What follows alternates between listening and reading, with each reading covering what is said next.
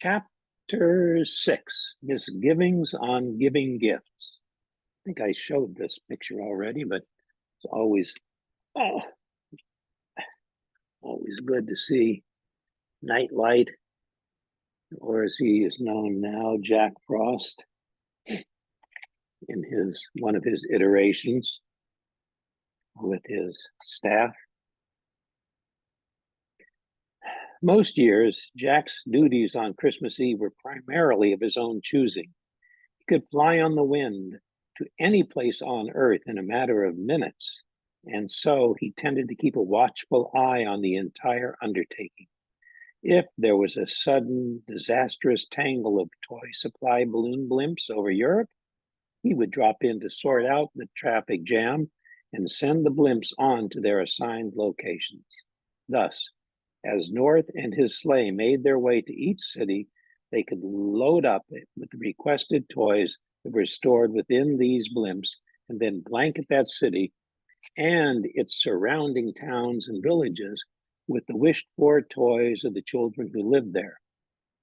If time allowed, Jack would accompany North on some of his deliveries. The quiet, secretive nature of leaving the toys under trees and in stockings without being seen was pure joy, and something of a contest between the two. Being the fastest and the quietest was the goal, and Jack could not help but trick and tease his old friend. "That's the wrong present," he might say to North. "Don't try your tricks on me, runt. This is 1211 Pearly Pine Way, little Tommy Gladstone, age 7, a drum set, toy soldiers, a bow and arrow, and a sailboat. It's all here on the certified deliveries list." "Oh, no. That's 2 houses down. This is young Bertram and Louisa Turnwhistle. They asked for 6 actual ponies, 2 flying automobiles, and a real baby elephant." "What? Don't tell me you forgot the baby elephant. That's ridiculous. I guess you forgot flying automobiles too?" North would then realize that Jack was kidding, and then they'd finish the real delivery. North would get his milk and cookies, and they'd both peek in at the sleeping children. Jack knew how almost every child's year had gone, and Santa knew which children Jack favored, the lonely and sometimes troubled ones. The ones Jack would purposefully erase from the final list of naughties. "Every kid deserves a break or two," he'd tell North, especially from a jolly fat man who's supposed to be the poor guy. So they peek in on the ones Jack would purposefully erase from the final list of naughties. "Every kid deserves a break or two," he'd tell North. "So says the naughtiest boy of all," North would reply with a chuckle. Yet he always followed Jack's advice on how to deal with a naughty or nice child. This year, however, was different. North was alone. Jack was keeping his distance. His wounded hand throbbed with pain constantly. He felt sure that he was being followed. There were more nightmare men out there or something like them, and he was certain that his being close to any Christmas deliveries would only bring trouble. Even from a distance, Jack could see that this Christmas was not going well.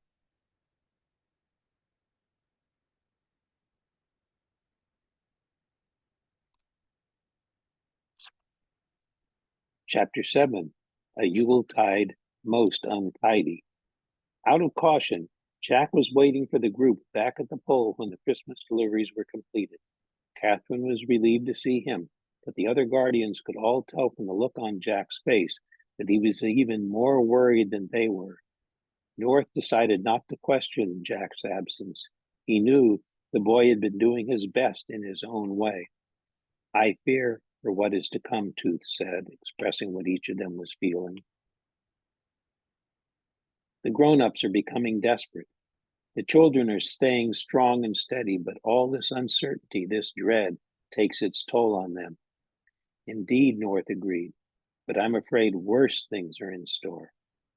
"Another war?" asked Bunnyman. The mere mention of the word woke Sandy from his nap. Black sand began to curl about his head. They all remembered that awful war, the one called the World War. It's reference to World War I with the humans, not the war that they had.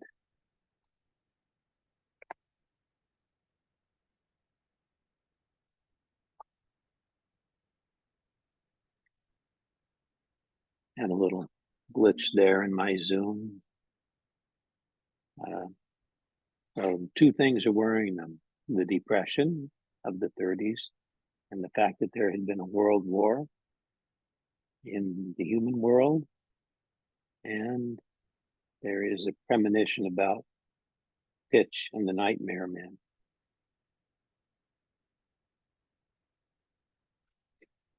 The grown-ups seem to be going crazy again, said two. Imagine becoming so angry and foolish that you would destroy homes, lands, lives. Yes, said Bunnyman. I'd rather hoped the grown-up humans would behave better than this. But North had a different view. I have to say I'm not surprised, just disappointed. I thought perhaps we would help children grow up in a way that would remind their adult selves what they know is wrong. Toothiana twitched a wing. I worry about something more. I worry that children will stop believing. The idea made them go quiet. Belief was the lifeblood of everything the Guardians hoped to achieve. To make children believe in the power of magic, to believe in the magic of the impossible. Catherine had yet to say anything. Her relief at seeing Jack was tempered by a new concern. She had been watching as Jack silently paced at the edge of North's study. He was most close to the children in temperament and form, so she knew these events were affecting him most of all. Her heart ached to see the strain on him. And so they sat or paced and muddled over this great depression that threatened the world they loved so dearly. Then each became aware of the other having the exact same thought. Beginning in their earliest days together, they had developed the ability to share thoughts and feelings during times of crisis or great happiness. And this was a crisis that gave them each the same desperate thought. If only Ombrick could use his powers to tell them the future, tell them how to fight the gloom that seemed to threaten the world. The room suddenly illuminated, and the wizard's image flickered at the center. Ombrick had heard them. He appeared as a strobe-like phantom, desperate to tell them something. They could not make out what he was trying to say.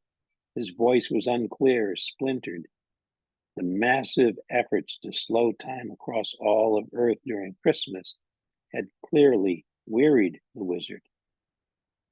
Calm yourself, North gently said to his old teacher. You have done all you can for now. In response, Ombrick pounded his fists in the air as if trying to break through from his twilight experience. He was like a madman in his desperation.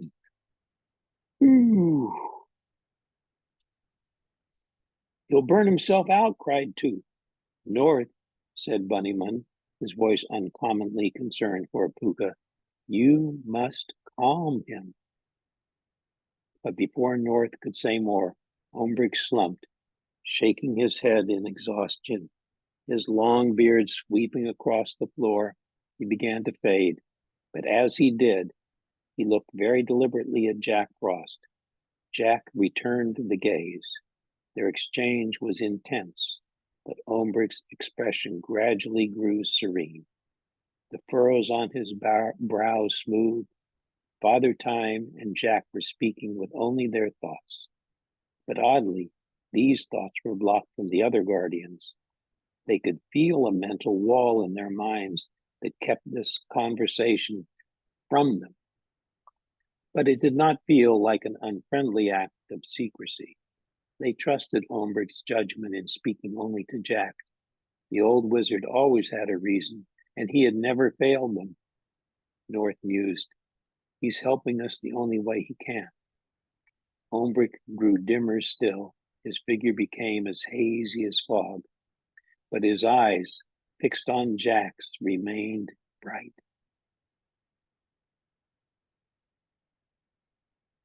Finally, Jack seemed to nod. Then Ombrick blinked, and with that blink, he was gone. Jack stared transfixed at the place Ombrick had just left. He didn't seem aware that the others had quietly encircled him. It was Catherine who spoke first. Jack, she said. How can we help, boy? Asked North, but Jack would not answer. We should call the man in the moon, Bunnyman suggested. No, shouted Jack, rousing at last. He took Catherine's hand and, gazing off into the distance, said, I need one of your stories, Miss Goose. It's been a long time since you told me one. And in an instant, they were flying away from the North Pole on Kailash. The sky was a sea of stars, and Jack kept his eyes on the moon full above them. Catherine knew not to ask him any questions. He would speak only when he was ready. To be with Jack alone was a rare gift these days. He was still holding her hand. Hers was warm. His was cold, so cold. Those centuries had passed since they'd first met. In their hearts, they were the same age again, the same as when they had first saved the world and each other. The moon was shining down on them as they rode through the night sky. They had been through so much together, and there was drama ahead. But tonight, the warmth of their memories gave them the strength to face the troubles that were surely coming. But for these brief hours, they were Catherine and Nightlight once more.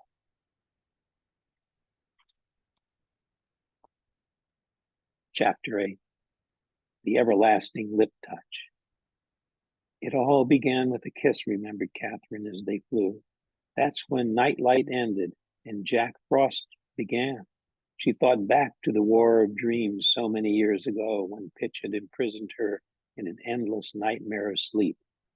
Nightlight had guessed that a kiss would break that awful spell, but no one knew that this kiss would change them both forever.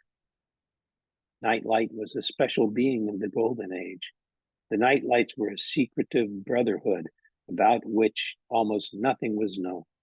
Ombrick, Bunnyman, even Nightlight himself knew very little about the brotherhood and understood even less. Catherine was certain of only the following. Nightlight existed for a single purpose, to protect one child. That child was young Prince Lunanoff, who became Mim, the man in the moon. Nightlight was also the last of his kind, and he was never intended to grow up. Never intended to grow up. He was a childlike being, a celestial creature with vast powers, but a kiss is human magic. A kiss is human magic.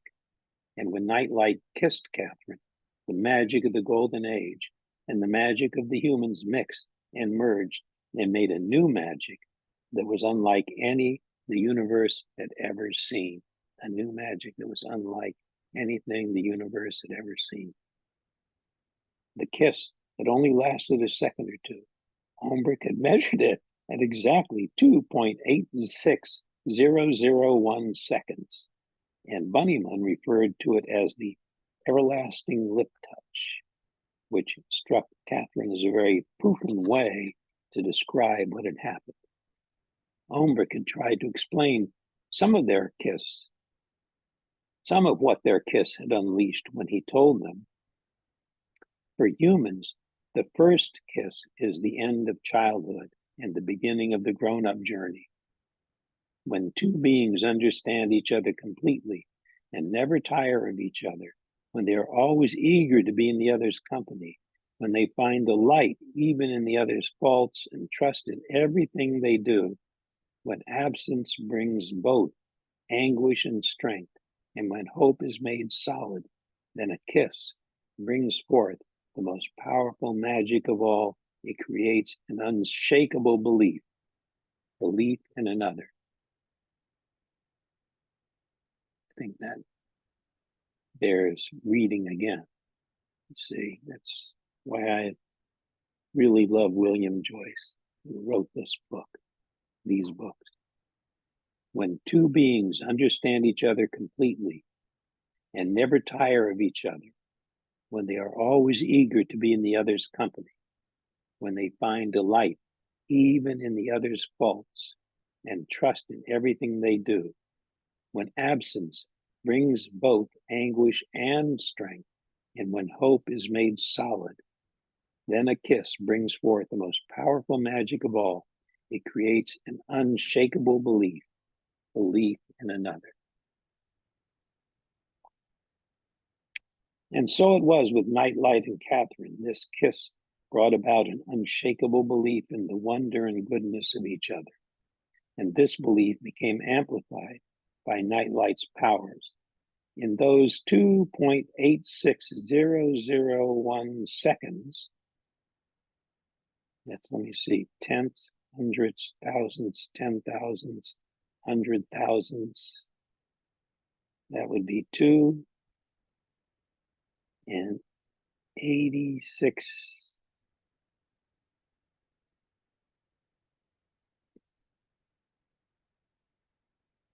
thousand and 100,000s, or is that millions?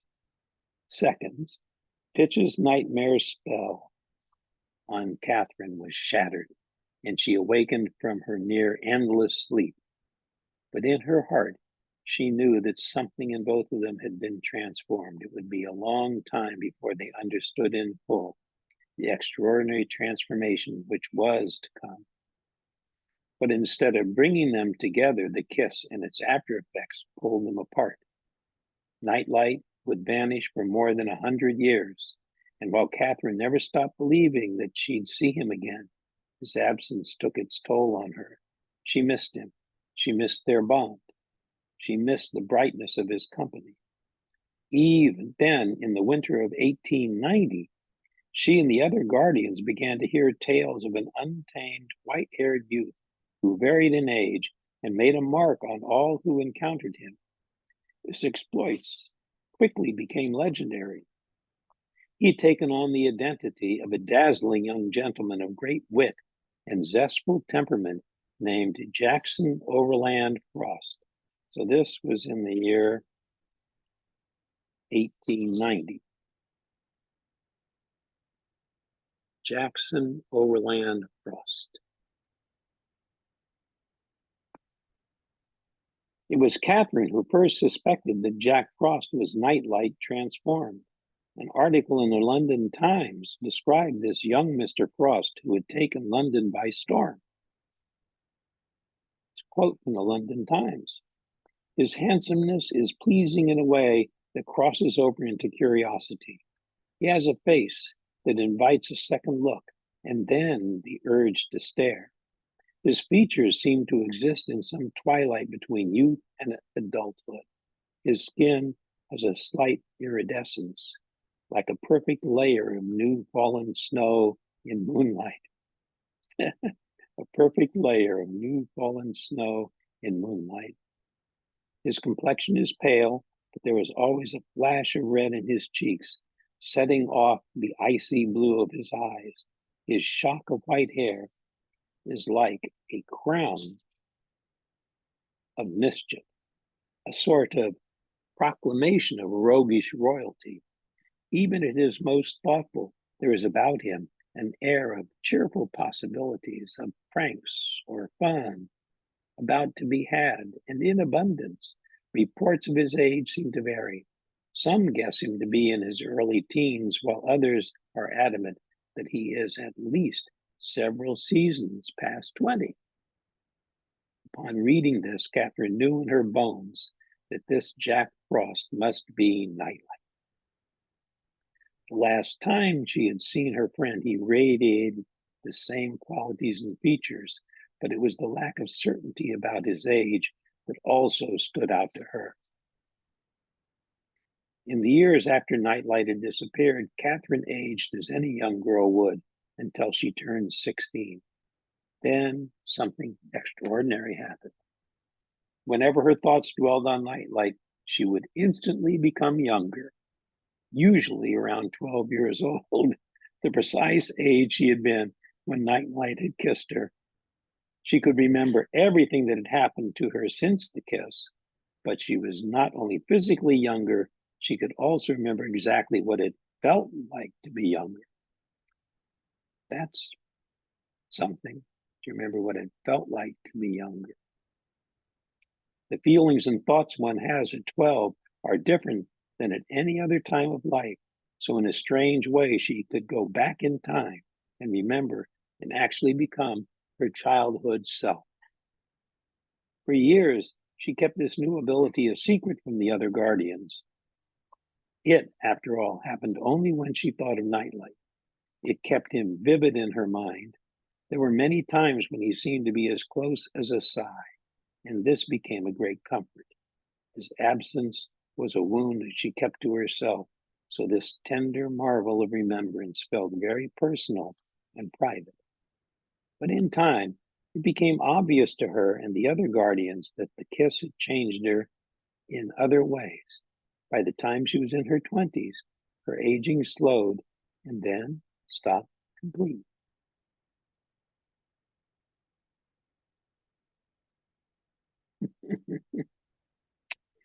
After rigorous examination and much discussion, the guardians came to the conclusion that Catherine had changed from a mortal earth child to a golden age woman who might very well live forever. Seldom has a kiss brought about such amazements, North had told her. The history of the cosmos may likely be changed. Catherine didn't know if that was true, but she did wonder what the kiss might have done to Nightlight. And when she heard these stories of Jack Frost, she felt sure that she at last had an answer, but it was as elusive as Jack Frost. By the 1890s, the Guardians had organized an army of allies and observers that kept a watchful eye, a helpful eye on children all over the world. North and Bunnymun spoke the languages of almost every creature on Earth, which made the gathering of information very thorough. Birds, mice, dogs, cats, squirrels, insects, and fish were privy to virtually every occurrence indoors and out. And so when Jack Frost appeared near the end of the century, his movements and secrets were communicated to the Guardians almost immediately. The Guardians decided that this Jack Frost needed further observation. The reports on him were tantalizing. He hardly sleeps, Sandy noted. He's at ballets, operas, art exhibits, and parties seemingly all at the same time, Bunnyman had. North raised his formidable eyebrows and said, and what a jolly group of friends he has, magicians and jugglers, acrobats and clowns, as well as novelists, poets, composers, artists, actors, playwrights, and even some politicians, Toothiana added. He seems to have enchanted them all. Bunnyman twitched one ear and lowered his voice. It's said that this Frost fellow has inspired stories and characters as varied as Dr. Jekyll and Mr. Hyde, Dorian Gray, and even Peter Pan. They call him Wild Jack, Sandy reported. Royalty seeks him out, Toothiana mused. He's broken many hearts, and he seems to do the impossible daily, gallivanting in Moscow with Rasputin on a Friday evening, and then attending the races at Ascot in England the following morning, and not only riding the winning horse in the Gold Cup, but then presenting Queen Victoria the cup and giving her a lock of his cold white hair. North said in wonder, women adore him and men want to be like him. And most important, the Guardians observed, was that children loved him. No matter what glamorous bacchanal he was involved in, Jack always took the time to help any child who needed aid. If a child was hungry, cold, or without shelter, Jack made sure they were safe and comfortable. Tea at Buckingham Palace could wait, as could the Queen. If Jack sensed the street child's sorrow, the Queen would be left wondering where her luminous guest had gone. For beyond Jack's thirst for the whirl of experiencing life, there was a deep, unbending duty or need to take away the loneliness, the uncertainties, the fears of childhood, and replace them with solace and comfort. Jack did this quite simply. He was kind and he listened. Every parent could remember that in dealing with children. He was kind and he listened.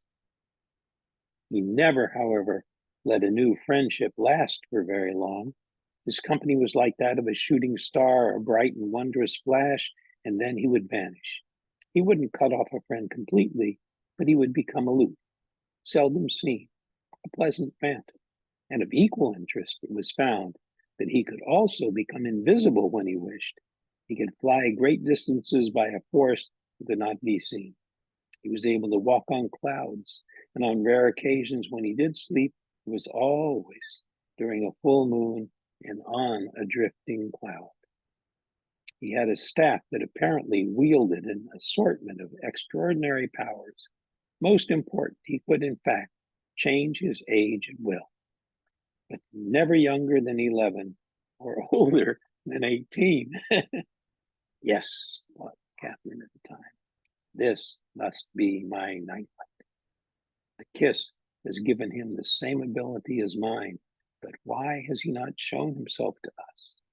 It had been this question that had made the old wound of Nightlight's absence ache as if new. In her daydreams, he had seemed so close and yet so far away. In reality, her plight was the same. Then, one extraordinary night in London, their past caught up with their present. Oh, one more chapter, chapter 9. Where there is a will, there's a whisper.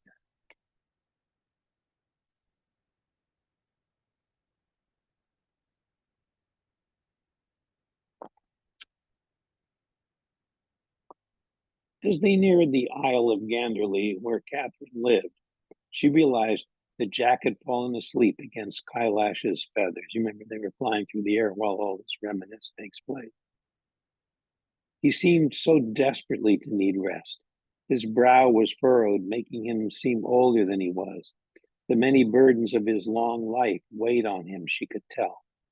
As Kailash's powerful wings stilled into a glide, Catherine wished Jack was peaceful, but she knew he hadn't been for a long, long time. As she watched him now, she thought back to the report of his last night in London. She had not read it in years, but when it had first come in, she had gone over it countless times, desperate for any news of her dearest friend. And now she could remember every detail. Several mice, 6 doves, 1 finch, and a red squirrel had observed the events of that evening. They reported as follows. It was a piercingly cold winter night. Jack was leaving the Athenaeum Club, the Athenian Club. He belongs to many clubs. Private clubs are a vital function of the social life of young and old men in this whirligig era. These clubs are elegant and brimming with friendships, rivalries, and the excitable friction of men with ambition and ideas. It is at the Athenaeum that Jack has made some of his most interesting friendships. On the night of this report, Frost was seen walking out of the festive warmth of the club with 3 companions. They were bundled against the cold, laughing and chatting as they trekked their way down the snow-covered steps to the street. As is his habit, Jack hung back a few paces. He enjoys observing the easy joviality of his friends at the end of an evening of fun. The most affable of the 3 is young Winston Leonard Spencer Churchill, whose booming laugh and manner reminds Jack of his old friend, Nicholas St. North. Churchill, had been a devilish child, full of mischief, and had been kicked out of most of the finest schools in Europe.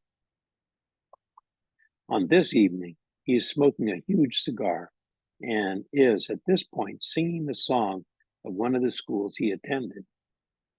Sandhurst was a great school with a wretched song, he shouted out, interrupting himself mid-chorus. The other two friends, Joseph Rudyard Kipling and James Matthew Barrie, are both writers of some renown, though tonight they were singing the song of a school they had never attended and were doing so with considerable volume and enthusiasm. So, Joseph Rudyard Kipling, James Matthew Barrie wrote Peter Pan. Those are his companions.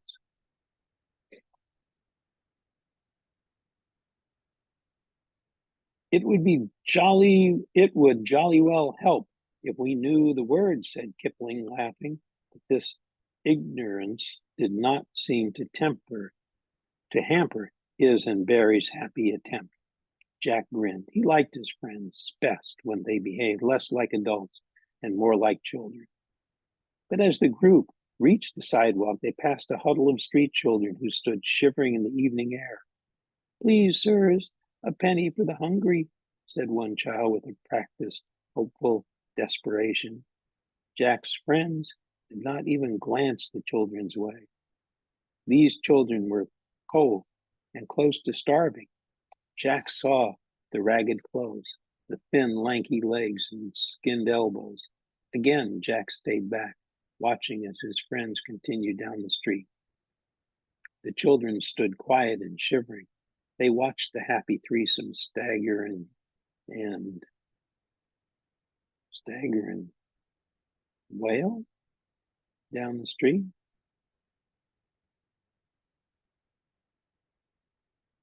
They watched the happy threesome stagger and wail down the street.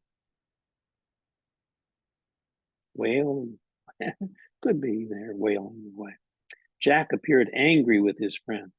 He knew they may have had childhoods of comfort, but each had experienced great turbulence and heartbreak in their youths. They should not, could not, would not ignore the wretched children they had just passed. They must be made to listen. So Jack made himself invisible. It is a power he uses subtly. If a party is dull, he would simply disappear. Or if he wants to secretly influence the outcome of an event, being unseen makes his efforts much easier. At this point in the proceedings, he discreetly launched 3 expertly constructed snowballs at his friends. Each hit its mark. All 3 men's hats were knocked to the snowy ground. The 3 then spun around and stared at the children. The children stared back. Apparently, a war had silently been declared. This aggression must not go unanswered, muttered Churchill as he, Kipling, and Barrie crouched down and began busily packing snowballs. Though invisible, we surmised that Jack was delighted. He whispered to various children, better get busy. They're bigger than you. They instantly fell to their knees and began to pack snowballs themselves. So I forgot to mention Churchill. Winston Churchill. Churchill and Kipling both have military histories and have seen battle, so they knew the necessity of a steady supply of ammunition. Barrie, as records show, is the worst shot of the 3, so he continued making snowballs while his cohorts took up positions behind a lamppost and a mailbox. Wait for my command, said Churchill, puffing his cigar. The children were seasoned snowball makers, and they had amassed an impressive hoard of ammo. They were ready to attack, but they seemed uncertain. Again, Jack intervened. Concentrate on the one with the cigar. The children were so focused on their enemy that they hadn't even noticed that Jack was nowhere to be seen. They heard his suggestion. Without questioning it, they acted and charged. Their battle cry was high, shrill, and impressive. 8 little voices sounded like an army. My word, said Kipling, astonished. Steady, commanded Churchill. Barry stopped his constructions and readied for the attack, a snowball in each hand and several in each pocket. In an instant, the children were upon them. The air was thick with snowballs and shouting and cheers. Fire! Yelled Churchill, but his command was muffled by 5 or 6 direct hits on his head and shoulders. He fell backward and lay on the street as helpless as an overturned turtle. 4 children stood over him and pounded him with snowballs. My cigar, he yelped. And indeed, his cigar had been knocked from his mouth, landing somewhere inside his coat. Kipling and Barry tried to lend aid, but both were hit with such accuracy that their eyeglasses were caked with thick clumps of snow and neither could see a thing. The 3 men were being overwhelmed, routed, in fact. But suddenly, the tide of the battle changed. 20 or so members of the Athenian Club had seen the skirmish from the windows and were rushing out to lend a hand. Jack had reappeared and raised his staff, and within an instant, he brought about a blinding gale of snow to slow the Athenian men. A smallish boy who looked particularly ragged raised 2 fingers to his mouth and let out a high, sharp whistle that could be heard for blocks. The boy had not finished his first note when children began to appear from seemingly every direction and swarm toward the fray. And so this snowball battle became epic. Adults against children. Jack watched with astonishment. What had he triggered? Old men, older than 80, who minutes before could barely hobble with canes across a plush dining room carpet, were now rippling over snow-covered cobblestones with the vigor and skill of a Roman gladiator. Gangly, half-starved children, some as young as 5 years old,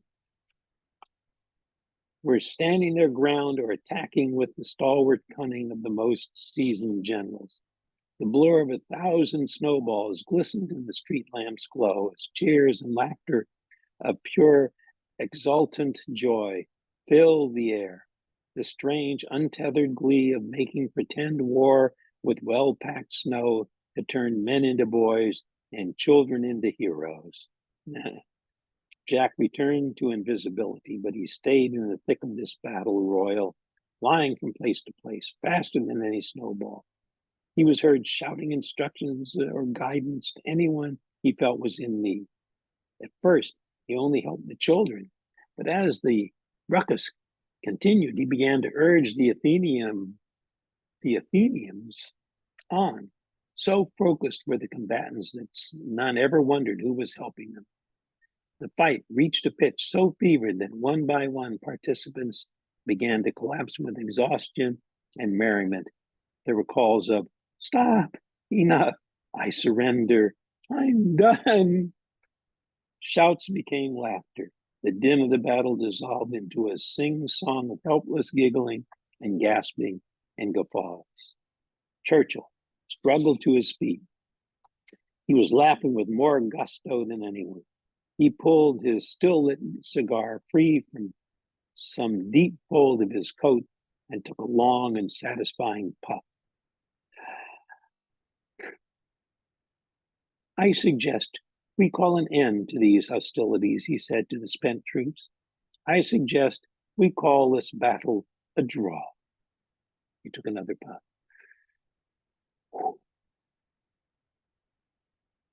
The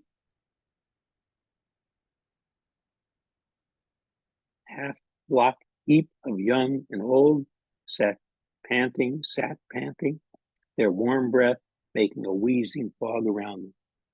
I say we are all victors, and so to all let's go the spoils, Churchill continued.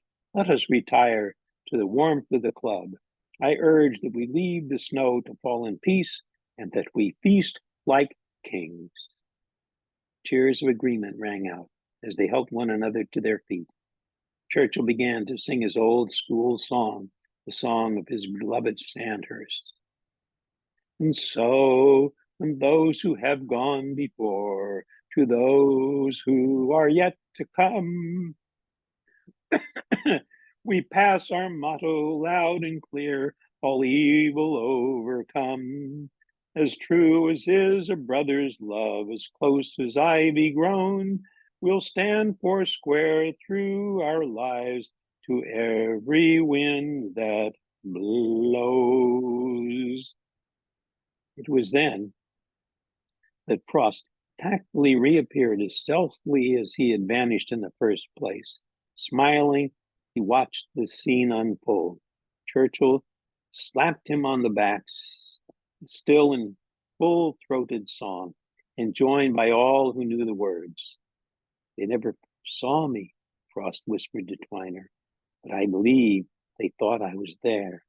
Then Jack Frost, mid-thought, his left hand upon which there is a deep scar, suddenly clenched as if in pain, as the others went inside past the great oak doors of the Athenaeum Club. Jack stepped aside and peered into the shadows of a nearby side street.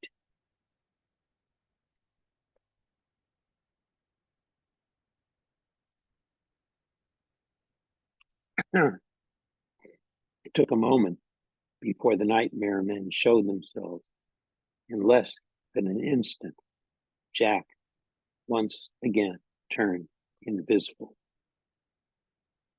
And as Catherine recalled, by dawn, Jack had left London and made his way to the North Pole.